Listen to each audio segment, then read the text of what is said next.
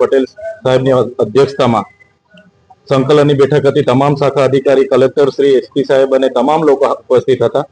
તેમાં અમે રજૂઆત કરી છે કે તાત્કાલિક ધોરણે મનરેગાની લેબરની કામગીરી ચાલુ થાય। જૂના રાજના રસ્તાનું કામ વન વિભાગના પરવાનગીના કારણે અટકેલું છે, એ ચાલુ થાય।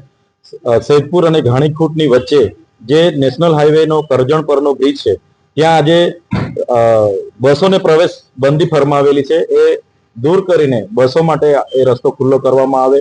સાથે સાથે આ વિસ્તારમાં જે પાણી પુરવઠાની યોજનાઓ છે, રોડ રસ્તાઓના રિપેરિંગ છે, નવા કામો ચાલુ કરવાના છે અને ખેડૂતોના જે પાક નીકળે છે એમને સરકારે જાહેર કરેલા ટેકાના ભાવ મળે એ બાબતની રજૂઆત કરેલી છે। સાથે સાથે જે ગામોમાં શાળાના ઓરડાઓ નથી એ શાળાઓના બાંધકામ કરાવવામાં આવે। જ્યાં શિક્ષકો એક જ છે એની મંજૂરી લઈને ભરતી કરવામાં આવે એવી અમે માંગ કરી છે।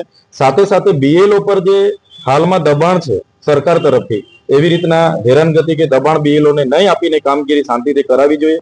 સાથે સાથે જે પાક નુકસાનીના ખેડૂતો ફોર્મ ભરવા જાય છે ત્યારે ઘણી જગ્યાએ વીસીઓ દ્વારા કે કોઈ પણ તલાટીઓ દ્વારા વેરાની માંગણી કરવામાં આવે, ભાઈ પહેલા વેરો ભરો પછી તમારું ફોર્મ ભરાશે। જે આવો કોઈ પરિપત્ર નથી, એની પણ હેરાનગતિ ના થાય અને ફોર્મ ભરી દેવામાં આવે એવી અમારી માંગણી છે।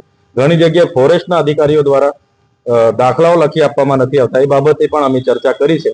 આમ તમામ જિલ્લાના લોકોના હિતમાં અમે ચર્ચાઓ કરી છે। પ્રભારી મંત્રીશ્રીએ પણ કીધું છે પોઝિટિવ રીતે આવનારા દિવસોમાં સત્વરે તમામ કામગીરી ચાલુ થઈ જશે એવી અમને બધાએ આશ્વાસન આપ્યા છે। તે પાસે પણ ઘણા બીએલઓ, શિક્ષક અને આંગણવાડી વર્કર રજૂઆત માટે આવ્યા હતા।